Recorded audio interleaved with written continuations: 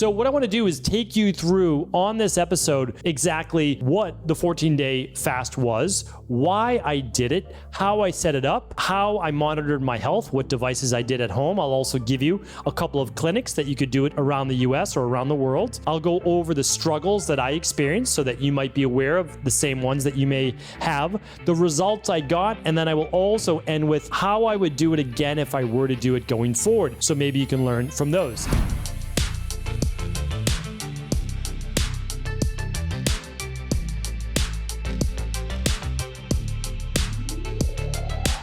All right, everybody, we are back. I've been excited to record this show for you for quite some time. I'm coming out of my 14-day fast that I want to share with you the key takeaways, and I will list everything that I can at stevencabral.com/2841. That'll be the 3 big takeaways for the show. I'll give you all the monitoring devices that I used and link up any other pertinent-based information. Now, before I get right into this topic, I just have to share with you that I can't provide this as any medical advice, medical treatment plans, medical cures, or medical diagnosis. I'm not giving medical advice in any way, shape, or form. Having said that, the reason why I did this extended fast was actually because I'm going to be developing some advanced protocols for natural anti-cancer, so cancer adjunct protocols, not as medical advice, but from all the research that I've been doing, as well as really advanced autoimmune-based issues. Some of those could be crossover for dementia and Alzheimer's as well. So one of the reasons why fasting is included with all major health diseases of the body is because the body is trying to, in all of its will and all of its innate wisdom, it's trying to heal. But what happens is when there's a constant onslaught of new coming in, it is not able to balance the new with what it already has filed away as what it needs to do. So let me give you a little example. If you already have a to-do list of 10 things, but every day you add one more item, and you can only ever accomplish 3 things per day, you never catch up to what needs to be done. So if you're always eating healthy food, phenomenal. But that does not always mean that your body's able to then use all that energy that it uses for digestion. About 30% of all of our energy needs goes towards digestion, and your exercise and your other things that your body has to repair from. So one of the reasons why water fasting is written about in every major religion, it's been written about in every form of medicine, even conventional medicine. So I'll get to that with cancer in just a moment. I can only give a quick cursory overview on cancer, is that it is a time when you allow the body to do and handle what it already innately knows how to do. So when I was studying a lot of these advanced cancer regimens, they all had fasting. Some of it was just around times of chemotherapy. Some of it was at natural cancer-based adjuncts, so like added on to conventional medicine. But what they found in almost every case, as long as the person was not too emaciated, and that's an important one, that they weren't already too thin, is that the person's tumors actually began to shrink to a far greater degree than they had seen with any other treatment alone. And that's because of this very powerful natural process in the body called autophagy. And what autophagy means is that when the body has not enough incoming amino acids, sugars, or fats, it is able to then use and recycle old material. It will break down your white blood cells. It will break down viruses. It will break down necrotic tissues, tumors, cysts, etc. And that is the innate wisdom and beauty of the body. It's why the original naturopaths, the traditional naturopaths in the 1800s and early 1900s used to take people into these clinics out in beautiful, foresty-based areas, and people would think that it's the natural springs that did it, or it's the walking in nature and all those things. Well, all of that is true. That's part of it, right? The negative ions and all that is great. They're like, without a doubt, there's science behind that too. But what they also did is they water fasted them. And they water fasted them because they knew that when almost nothing else was working, that the body would find a way to begin to heal. So that's as much, I'll do more on water fast in the future, but I wanted to share with you at least as to how I started with this. Now, it's not the only thing I would do. Again, I've shared that on previous podcasts, but I wanted to give you a start at least. Okay, so why did I do it personally? Since I don't have either one of those, what I want to share with you is that as a practitioner, I think it's extremely important that I'm able to understand and empathize and go through protocols that I would build for patients or wellness clients, and I would teach to other practitioners. So that's why I personally did it. I want to experience it. I have to understand it. I have to know what someone is going through, but also it was a challenge for me in both body and mind. Because probably the hardest thing is actually sharing, with my daughters when I'm sitting with them at dinner, and they have to look at me like, you're not eating? How are you not going to eat food? It's such a foreign concept to all children and adults of why you wouldn't eat. And I tell them this is certainly nothing that you would do as a child. This is for really adults, maybe 40 years and older, or having some health issue that they may think to do this just once a year. And so it was great from a learning experience to understand that you can do hard things, that you can overcome them no matter how hungry you are, and that for the most part, if you should be, of course, under medical supervision, we'll talk about that, that you're going to be okay. That the body on the other side could even come through even stronger. So I had done this before. I already knew that I could do it. I did it about 11 years ago. And I did it when I was away at a functional medicine conference. And I actually did it for the whole week there. And I broke it after 6.5 days. Well, this time around, I'm going to share with you exactly how I set it up. So I did 7 days of water fasting. So no food whatsoever and nothing besides water, except I'll talk about the supplements that I used. For the next 2.5 days, I did juice only. This is really important. Anyone who does an extended water fast beyond 3 to 4 days, their body is in deeper levels of autophagy. Deep levels of autophagy only come at 3 days. So that's why, again, when we do a quarterly detox, people are there on day 3. Really important to note that. Okay. But you also can't just jump back into, so everybody, people would say to me, oh, you're going to have a pizza or the biggest ice cream sundae or whatever when you're done. You actually can't. It's dangerous to the digestive system, but also for the electrolytes in the heart that move through your body. So it's really important how you break the fast. It's as important as the fast itself. So how you break a water fast is with soups, smoothies, or juices. I decided to break it with juices. One, it would allow me to very easily absorb something that was going to be fairly low in calories, like a green juice, but very high in nutrients. And I knew that the next part of the plan, after 2 to 3 days, which is how long you need to break a water fast, I would be transitioning to then a whole food fasting mimicking diet. I have a podcast on that. I'll link that up today at episode 2841 as well. The fasting mimicking diet, I'm not an advocate of the nutritional supplements necessarily that are used with that, meaning like the foods that they package them with. I like whole food. And it's very simple. A fasting mimicking diet is really just 3 cups of vegetables per meal with 1 tablespoon of olive oil. It's honestly, it's that easy. So you can eat 3 times a day, 3 cups of veggies, you can cook them or have them raw, and 1 tablespoon of olive oil. It's 400 calories from vegetables and 400 calories from fat. So that's how I did mine. Now, I realized very quickly after I broke my juice fast, which I'll share that in just a moment, that I did not want to eat just vegetables with a tablespoon of olive oil and some sea salt 3 times a day.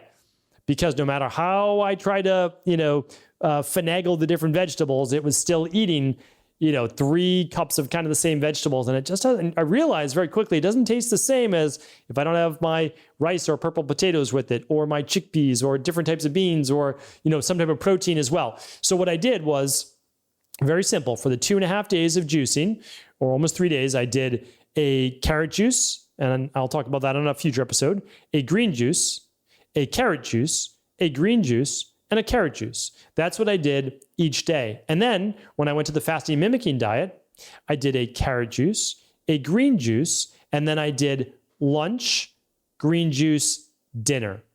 And that added up to 800 calories. And that was it. That's how I did it. The green juices are only 50 calories. So you get 12 ounces of green juice, 50 calories. So that was only 100 of mine. My carrot juice was about 200. That's 300 out of my 800. And then I knew I got 250 for each meal, 1 tablespoon olive oil, tablespoon olive oil, and the rest was about 2 to 3 cups of veggies. So that's how I did it. It was very simple, very straightforward, and followed the fasting mimicking diet. What would be easier for most people is simply doing 3 meals at about 250 calories each. And then if you wanted to, you could do water or a green juice in between those meals. And that would be simple enough to do as well. Okay, so that's how I completed it. 7 days water, went to the juice, went to the fasting mimicking diet. Besides that, I was drinking on the water fast itself, I was drinking some Mountain Valley spring water, and I was drinking 2 to 3 liters per day.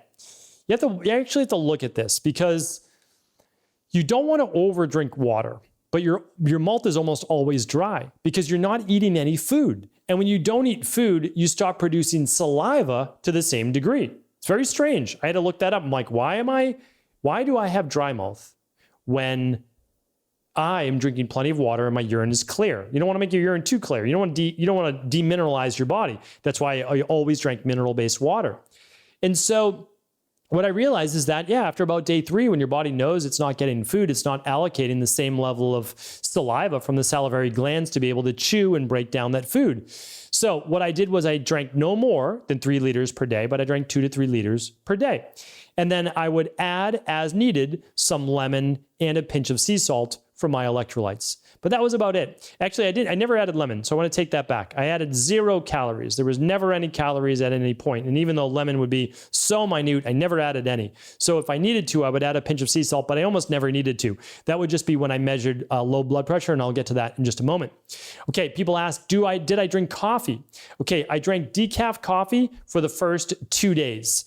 It was one of those things that I just had the rhythm of drinking that in the morning. After day 2, I had no craving for coffee. I couldn't believe it. Could not believe it. But I drank no coffee then for the next 12 days out of that 14 days. So I just want to let you know that. I did not do any supplements for the first 3 days of getting into deeper autophagy, just water, no supplements at all. And then after that, absolutely no vitamins and no minerals specifically. Why did I do that? Because I wanted my body to not get more nutrients, even if they were micronutrients. I wanted my body to have to recycle old tissue. And so the only minerals I got were from the mineral water. Some people do distilled water during a water fast. I can't recommend that. When people with high blood pressure, they may do it, but again, I can't give you medical advice for that. I certainly don't have high blood pressure. I move more towards a little bit on the lower blood pressure side. Okay, so I did herbal supplements for starting on Thursday, because I started on Monday. So after 3 days. So basically from day 4 to day 14, I did herbal supplements. These were supplements that would greater promote autophagy. They would greater promote killing of cancerous-based cells in the body and helping remove more senescent cells. I'll be doing a full follow-up for nutritional supplements and anti-cancer-based protocols in the future. I just need about, let's say, 60 to 90 days to create a massive, essentially post, for lack of a better word, on that. It won't be a podcast because I don't want to be banned in the world of podcasting, but this will be a referral-only page. We'll put it that way. I'll talk about it on the podcast just once. I'll share you the URL. It's going to be completely free. Of course, it will be free, and that's a service that I'm just trying to get out there to the world. It'll be based on all the research that I've read, well over 100 books just on cancer-based therapy. And of course, probably close to, 500, 600 research articles just on natural, meaning scientifically proven cancer-based things. It doesn't mean they're cure-alls. I'm not saying that. Why am I working on this? Because truthfully, we really know how to fix Alzheimer's. We know how to fix heart disease. We know how to fix high blood pressure. We know how to fix diabetes. What we don't know how to do is fix cancer. Not with any repeatability. Again, I've read all the great things about all the great herbs. I've read them. I get it, but it can't repeat that with every single person. We can repeat that with Alzheimer's. We can repeat that with heart disease, like high cholesterol or imbalanced cholesterol, high blood pressure. We can repeat those, but we can't repeat it with cancer. So I don't want to say I have all the answers for cancer. I don't, but I'm trying to build up a repertoire or a reserve of information that other people can add to. And that's why we're open sourcing this to really do our best to find out maybe there's 12 different protocols and we need to find the right one that matches with the right person. That's what I'm trying to do. Okay. So next up, how did I monitor my health? Really important, because I obviously have a background in this. Most people should not do a 7-day water fast on their own. They should go to a clinic that does water fasting, okay? There are a few in the United States. There are a few in Europe, Germany, Spain, Switzerland, to name a few. I don't know if there's any in Australia per se. So you just have to look them up. What I will do is I will be giving that on my anti-cancer-based protocols, but you can just look up water fasting clinic, United States. There's one in Santa Barbara in the United States. There's one in West Palm Beach in Florida. So you'll be able to look up the different clinics. I can't give that recommendation right now because this is an evergreen podcast and maybe it changes in the future, right? Now, how did I monitor right from home? I wore a continuous glucose monitor. I wanted to be able to know where my blood sugar was. Unfortunately, I have the type of body type that moves very easily into low blood sugar. I had low blood sugar the entire time. Except for the first 24 hours, I basically was in low blood sugar in the 50s and low 60s the whole time. I averaged 63 or 64 for blood sugar all the time. That means that after about 5 days, my sleep was not good. I was going in and out of low blood sugar throughout the night. My body, of course, would break down. It was already done breaking down liver glycogen, so it would break down probably some muscle tissue. There's no doubt about that. I'm putting the weight back on. I'll get to my weight loss in just a moment. But it's important to understand that I knew my body was going to be fine, but I also knew that it was going to have to tap into muscle-based reserves. Now, I was burning ketones from day 3 on, and I used a product called Keto Strips. So I used the continuous glucose monitor because if I ever dropped into the 40s, for me, I'm not saying this is right for you, I was going to then eat just a little bit, about 8 grams to 10 grams maximum of carbohydrates coming just from some fruit juice to bring up my blood sugar. Just enough. It would bring it into like the mid 70s to get out of that really low point because I didn't want to obviously faint or pass out or anything like that. But I was monitoring. I got to see that the whole time. And it's good to have someone like my wife was here too. And so she knew, hey, if there's anything going on, I'm just going to take this little drink of orange juice or grapefruit juice. And it's just about like literally 1.5 to 2 ounces. And that would bring my blood sugar back up. So really simple, really straightforward, but that's what I was using. Keto strips to ensure I was at the highest level of ketosis. I got there right around day 3. And then I use pH strips for my urine to see if my body was getting too acidic because sometimes that can lead to like joint pain. It wasn't until day 6 that my back was starting to get really tight. And that can happen for various reasons. I also monitor my blood pressure. If my blood pressure dropped below 90 over 65, then I would add a little bit of sea salt to my water to help to start to bring that back up. Not too much. You don't want to overdo the salt without the potassium or the magnesium and even calcium, but that's what I did. And the last part is I just monitored my weight on the scale. So I will let you know that I lost about, on average, 2 pounds per day for the first 7 days. I lost 13.8 pounds in 7 days. Now, I knew this was going to happen because I lost 13.5 pounds in 6.5 days when I did it last time. So I expected the weight loss. I didn't know if it would be different. My body responded the same exact way. 2 pounds per day on average. So just letting you know where that was. A lot of it is water weight, no doubt about it. When you don't eat carbs for that long, there's nothing to hold the water in the muscles. So your muscles shrink because they're 72% or so water. So there is something to understand, about that. Having said that, I only lost about another 3 pounds to maybe 4 pounds maximum the second week. So my weight pretty much stabilized. I just lost a little bit of weight that following week because I was still hypocaloric. I was only at 800 calories a day when typically I eat around 2,100 to 2,400 calories per day, depending if it's a workout day or not. So that's that. So weight loss was definitely there. If you see me right now, I'm still down 10, 11 pounds. So I'm still down out of that 17 pounds I lost. I'm still down, I'm still down 10, 11 pounds. So I'm going to gradually bring that back over 3 weeks. I'm not in a rush to bring it back. I didn't have a massive cheat meal. I actually haven't had a cheat meal yet. I'm waiting a full week on the diet to then have a flex meal, not overdo the stress on my pancreas or liver or anything else. Okay. What else can I share with you? Some struggles. So I had tired, and I still have tired, I guess. I had fatigue and brain fog after day 3. So all creative process was basically gone. I told my team, listen, I'm doing a water fast this week. Most likely might have some brain fog, things like this. I already finished my high performance health teaching. So that was amazing. So that was done. I just finished the event. So I had a couple hours which I usually use for writing during the day. So I said, great, during those couple hours, I'm actually going to use it for reading because there's a bunch of more books that I want to catch up on, and I'm going to use it for writing my anti-cancer based protocols, etc. Well, none of that happened. I could not focus on reading, which is, for me, that's rare. I love to read, and it's not difficult for me to read. I know some people like to listen instead of read. For me, I sit at my desk. I sit anywhere. I sit in a car. I sit on a train. People can be talking in a cafe. I have no problem. I love to read. Couldn't do any of that. Could not write, could not read. And so that was that. It was basically, those 2 hours were just used for busy work. That was basically it. I will say that I was hungry, most of the day. Working was tremendously helpful for me. I actually worked the whole time. Didn't record podcasts after day 3, but it was very helpful to be working the whole time to pass the time. Having dinner with my family, that was challenging. It was challenging not to eat. It smelled delicious, but also I was grateful because my wife actually did the functional medicine detox, the Equalife detox, along with me. So she was not having her part of her plan. She didn't eat on days 1 and 2 because she was doing her detox shakes. But even then I knew that kind of she was a part of that. So that was actually really, really helpful.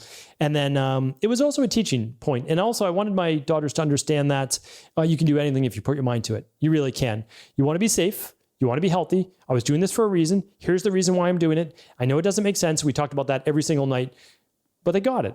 They got it. They understood. And they're going to remember that, I think, maybe when they're a little bit older. We'll see. We'll see. I'm just always trying to do my best, obviously, for them as well. And that was it. And then poor sleep, really poor sleep. So my HRV dropped about 10 points after day 3. My deep sleep dropped to about 40 minutes a night. REM sleep was okay, about an hour and 50 a night, but I was waking at like 3:34 in the morning. It really was. And then the drop was in blood sugar. So I would drop down to 52, 53. I'd wake up. Of course, the cortisol starts to spike and that would keep me up. So I would lie in bed until 6 or so. And that was it. Like, I still try to get my rest. I wouldn't get out of bed because that's only going to spike more cortisol. So I would just rest. I would just breathe, work on my breath work, keep my eyes closed, and just stay calm. That's it. Part of the process. All of that went away after day 2 of juicing. All my energy came back. The ability to focus came back. Sleep improved. Life was good again. So I can tell you during the water fast, that was a challenge. But after that, really easy to move into juice. The first day wasn't any better, honestly, with juicing. Like, I didn't feel any better. Took to the second day. Then I felt much better. And then when I started doing the fasting mimicking diet with whole food, I could have done that. Honestly, I told my wife, like, I could keep going another week. There was no problem at all. I just didn't want to lose any more weight. That's the truth. I got it. I understood it. I didn't want to lose any more weight. Okay. Now, I told you the results. The only thing I can say is, because again, I wasn't necessarily looking overall, but every once in a while, my history with autoimmune issues, with rheumatoid arthritis, all that's been gone now for, 15 plus years. But every once in a while, I get a little pain in the thumb joint, all right? The first thumb joint. And it just comes whenever there's inflammation. That was gone. That was gone in about 4 days. And that was great to see. And the only other thing is I have a couple of those little cherry angiomas, little red dots in your skin that sometimes you get as you get a little older. I noticed those started to shrink after about day 5. So that was really interesting. So I was just thinking to myself, hey, if this is going on the outside of my body, what if that's happening on the inside? And that's exactly what should be happening. So little takeaway there. Just anecdotal, but wanted to share that with you. The last part is, how would I do this if I were to do it again? Well, by the time day 5 was there, and I was hungry then, really hungry for day 6 and day 7, and I was feeling on day 7, there's no way I could do more days. Like, I could if I had to. If my life was on the line, sure, I could do that. But I would really need to move towards bed rest, meaning lying down for the majority of the day, just watching something mindless on TV or, something mindless. I would have to just rest. I couldn't do that more than that. I'd lost almost 14 pounds. That was about it. But it's amazing how just a few days your mind begins to overcome it already. Like, it begins to forget about it. It's pretty wild. And what I thought to myself is, I can do this every year, but I'm not going to do 7 days water fast unless I need to, or the full 14 days. Here's what I'm going to do. I'm going to do 5 days water fasting. That's when it really starts to get tough that night for me.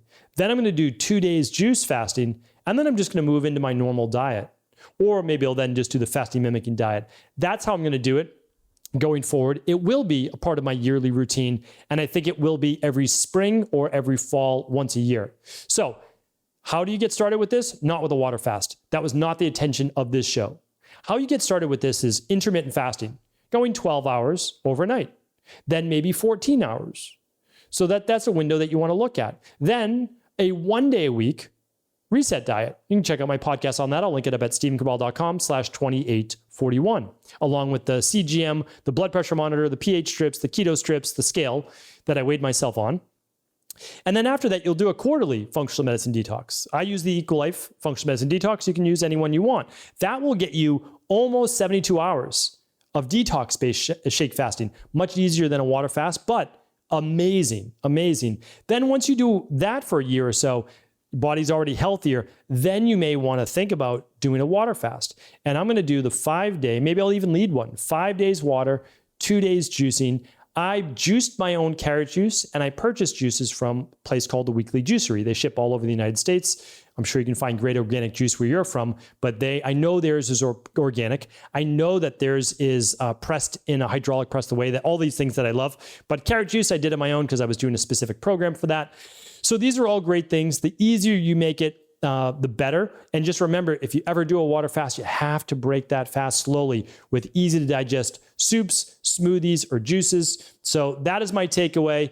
I can look back on it now saying I'm glad I did it. When I was in it, it was a challenge. I'm not going to sugarcoat it, but I believe it's one of those things we need to keep as integrative health practitioners in our back pockets for the clients that need it the most. Thank you so much, everybody. I appreciate you. I thank you for all the support over those 2 weeks. It meant the world to me. It really did help me through it. So thank you once again. Feel free to leave your comments below, and I'm sure, no doubt, we'll do a part 2 in a few weeks. Thanks so much for tuning into today's show. Before you go, don't forget to hit that subscribe button. I want to make sure that you're getting our daily content, not missing out on anything. Functional medicine, wellness, weight gain, weight loss, anti-aging, living longer, stronger, and all of the most cutting-edge research. And if there's any topics you want to hear, feel free to leave them in the comments below. Take care.